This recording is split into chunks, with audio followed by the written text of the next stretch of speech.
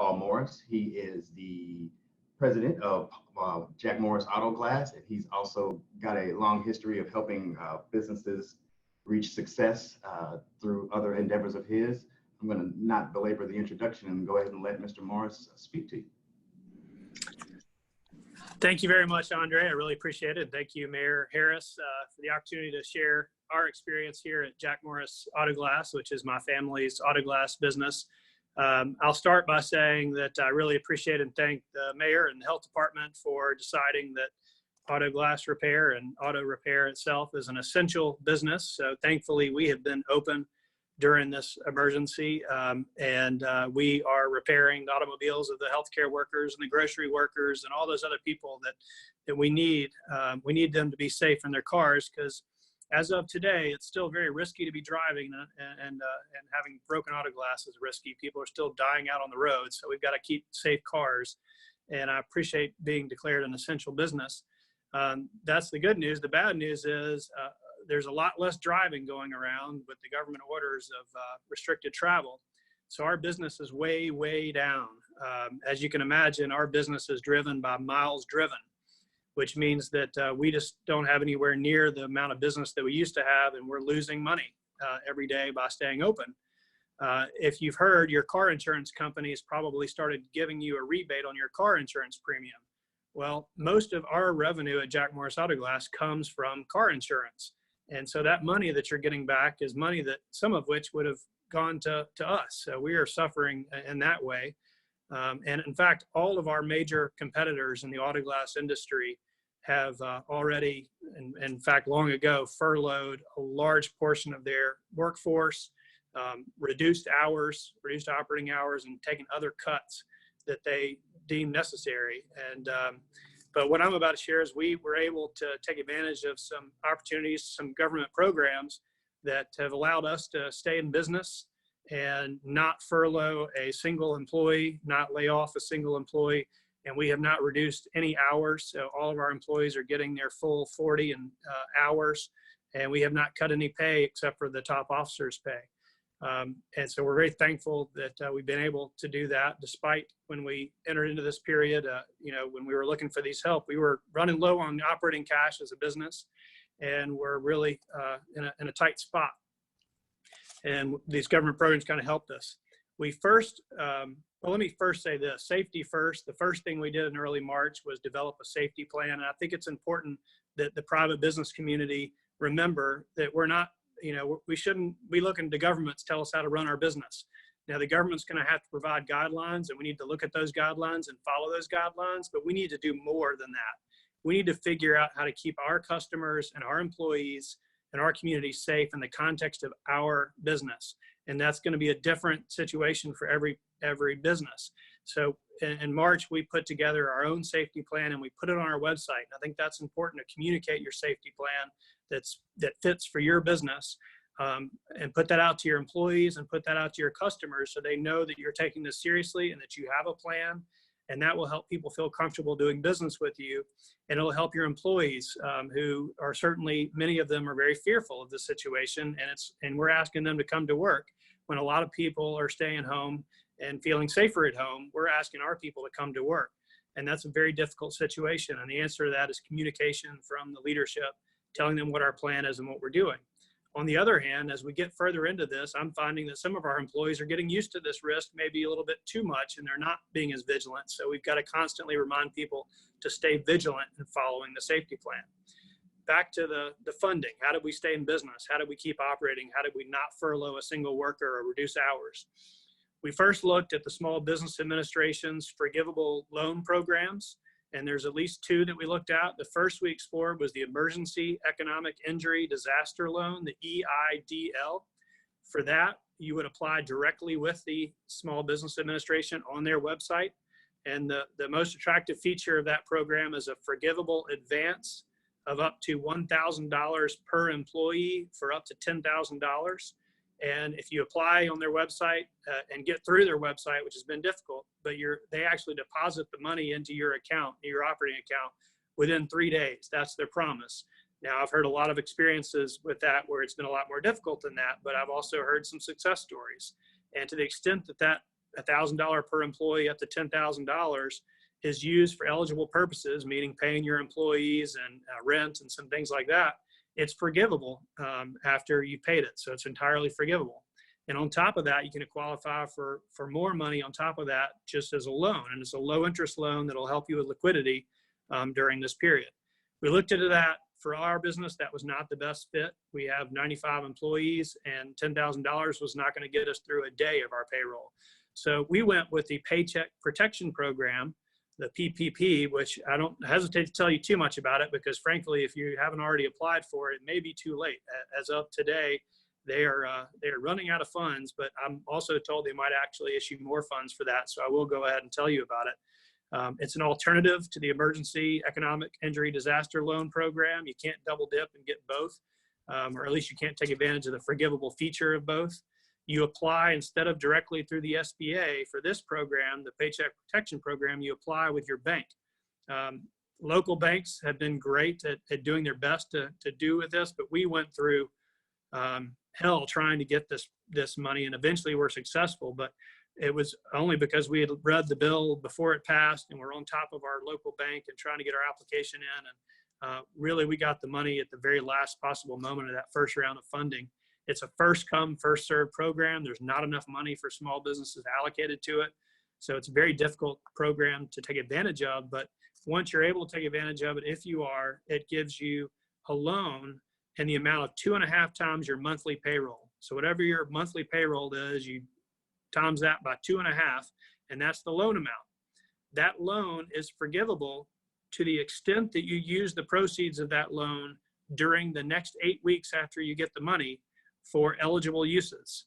So you have to use it within 8 weeks, and it has to be for payroll costs, which includes benefits, utilities, MLGW, but also AT&T and Comcast and cable and internet, rent, mortgage interest, and that's about it. Those are the eligible uses. And if you're able to use that loan proceeds for those purposes within that first 8 weeks of receiving the money, then theoretically you can apply for forgiveness from your local bank, and your local bank has 60 days from your application for forgiveness to tell you whether that loan amount is forgiven or not.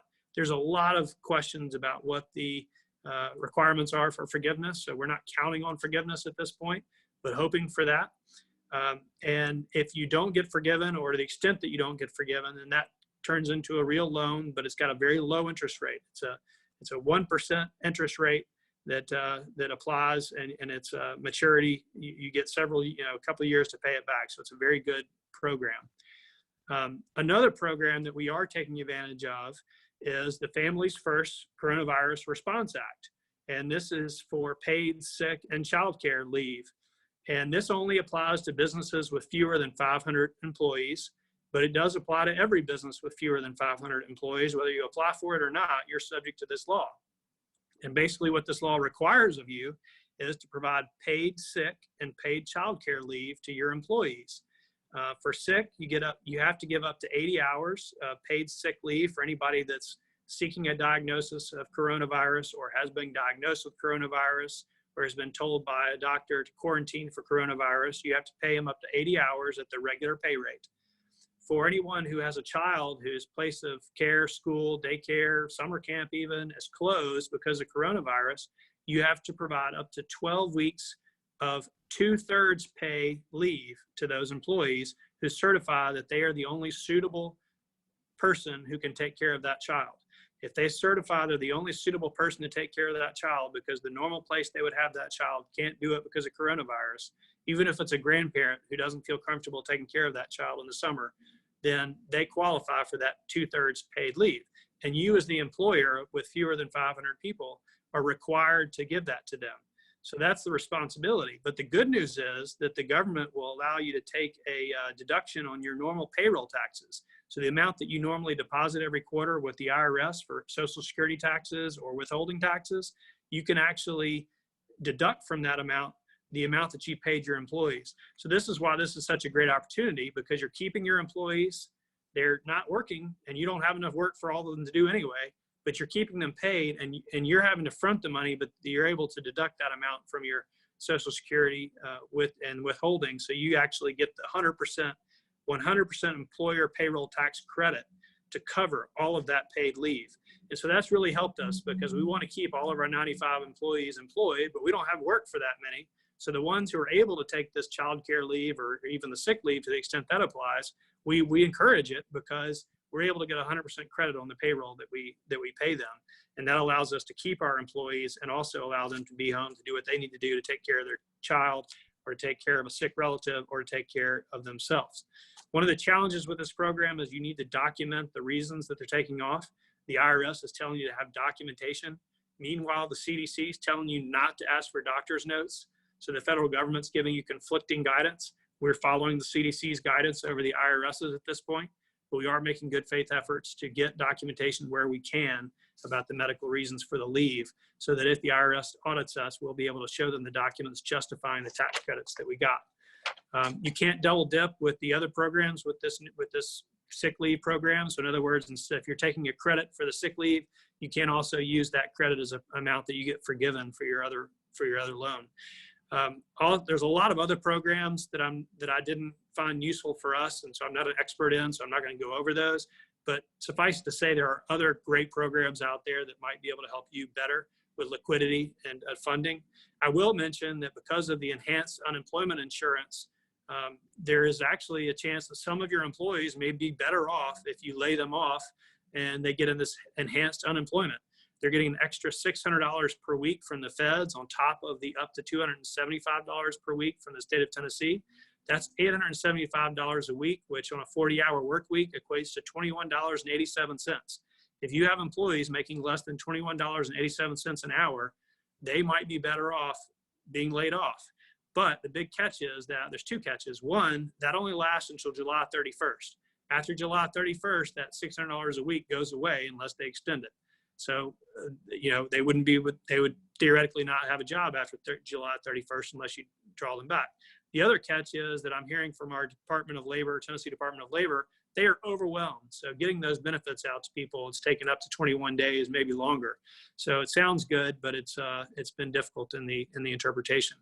So that's the short story of how Jack Morris Auto Glass has stayed in business. We've communicated our safety plan to our customers. It's on our website. We've kept them safe, and we've taken advantage of any programs that will help us to keep our people employed and to keep ourselves in operation. So that's the end of my 10-minute presentation. Thanks. Thank you, Paul. That was a lot of excellent information about some concrete steps that business owners can take to shore up their bottom line a little bit and help their employees out through this tough time. I'm going to open it up at this point for any questions about finding funding that anyone in the audience might have for Paul. I ask you to raise your hand and I will find you and allow you to ask your question on the air.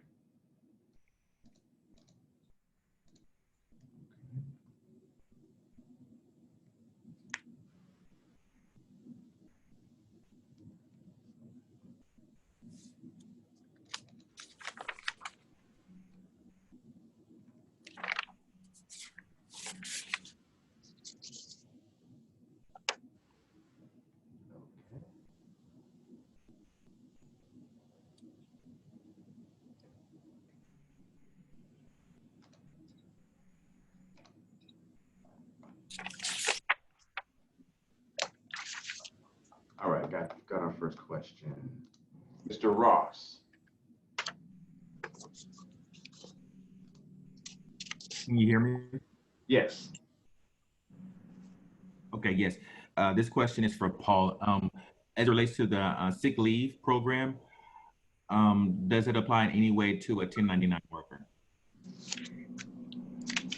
I'm not sure I understood the question. As respect to the which program? Sick leave that you spoke of? Oh, the sick leave. Does it apply Right. to a 1099? That's a great question. In other words, does the sick leave program apply to your independent contractors?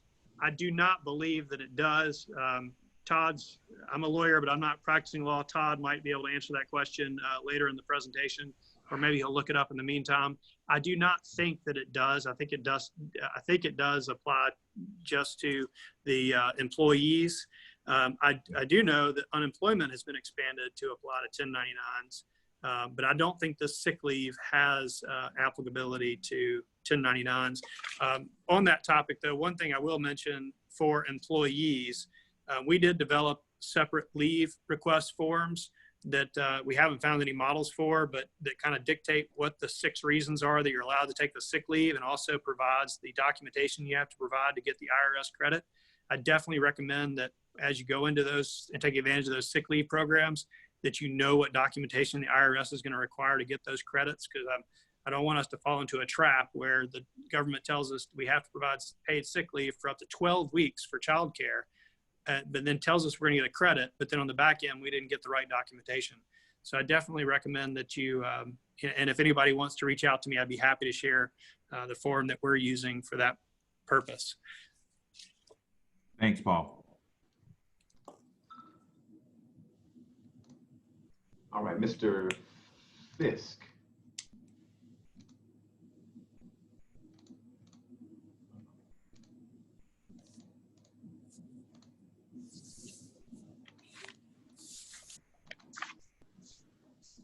Working on getting them unmuted. Right, can you hear me?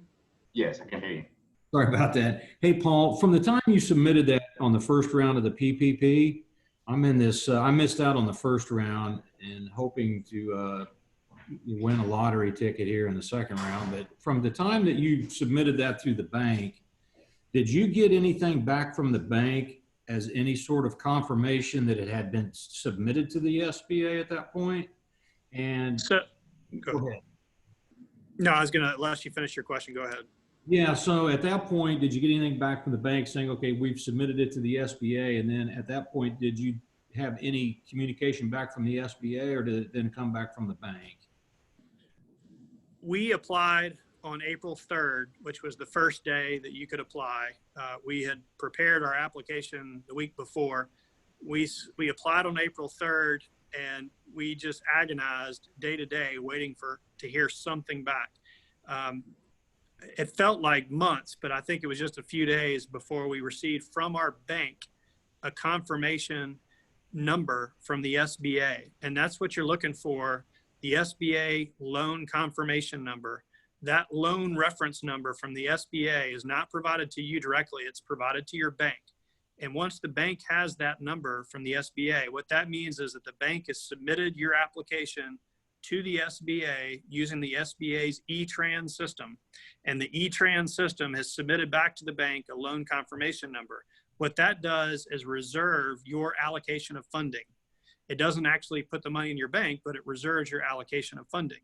And then days after that, the bank should get back to you with loan closing paperwork that you will have to execute and sign. And after that, the bank will, from its balance sheet, put the money into your account, and trusting that the SBA is guaranteeing that loan 100%. And then they can sell that loan back to the SBA days after that. But from your perspective, we applied on April 3rd. We got our money on April 15th. And although that's only 12 days, I can tell you it was an agonizing 12 days as we were running out of cash flow to pay our employees. And as we were sticking to our decision not to do any layoffs or cuts, expecting to get this money, which may or may not come. Yeah, thank you. All right, next question comes from McKinney. Let me unmute you. Good morning. Good morning. Paul, what was the name of the Family First program, and where do I find that information to read about it? Yes, great question. It's called the Families First Coronavirus Response Act, FFCRA. And it is the act that actually passed before the CARES Act that gives paid sick leave and paid childcare leave for up to 12 weeks. I have submitted a link to more information about that act, as well as more information about everything I talked about. And I think that will be provided after this, and Andre can address that. But in the meantime, I can tell you that if you Google Families First Coronavirus Response Act, you can read all about it. And I recommend, though, that you read about the act from the employee perspective and understand what your responsibilities are. There's a poster that you're required to post, a regulatory poster that explains the act to your employees and what their rights are. But I also recommend any business owner read the IRS page on this program to understand how to get your tax credits on the back end. So your employees need to understand the act, and you need to comply with it for their sake. But you as a business owner also need to understand what the IRS is going to require to justify the tax credits, 100% tax credits that you're going to take. Thank you. Check. Mr. Fisk, did you have a second question? Still shows your hand. No, I guess I'm sorry I didn't lower my hand. I apologize. Okay. Any more questions? Please press the raise your hand button to get back in the queue to ask another question or to ask a question.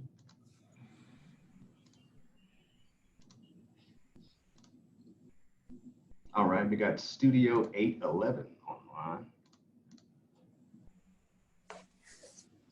Hello. Hi. Hi. I wanted to know, with the EIDL loan, do you have to apply for that through the Small Business Association, or do you also have, or do you have to go to a bank?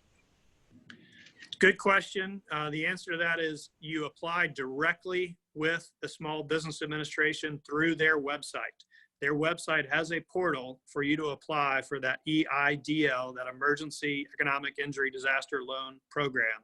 And that's the one that provides up to $1,000 per employee, up to $10,000. And theoretically, they deposit that money in your bank within 3 days as an advance, which will help with an emergency liquidity need. I will tell you that their website has been overwhelmed, and some days and some hours and some minutes it's working and some it's not. But if you're able to get the website to work, it's a fairly simple, straightforward application. They don't ask a ton of questions, and they provide that money that's forgivable to the extent that you use it for the proper purposes. Okay. Is there, besides that, if you applied for it the first time and didn't receive anything, because I applied for it once and I didn't receive any communication back from it, should I do it again? So I don't know why you wouldn't have received communication, although I can imagine that their system broke down or something. So, you know, I don't really know what the right answer to your question is, but I would try again. If I were in your situation, I would try again. The worst thing that happens, I guess, is that they're processing your old application and they end up giving you two and you're only eligible for one. So you have to give one back. But I would try again at this point. This is kind of a, you know, first come, first serve race, because the funding for that program ran out as well, but they have replenished it. And I don't know how long it's going to take for that program's money to run out either, because the money for that ran out. And that might be why you didn't hear back. But as of yesterday at 10:30 a.m., they'd replenished that. And I hope it's still available today.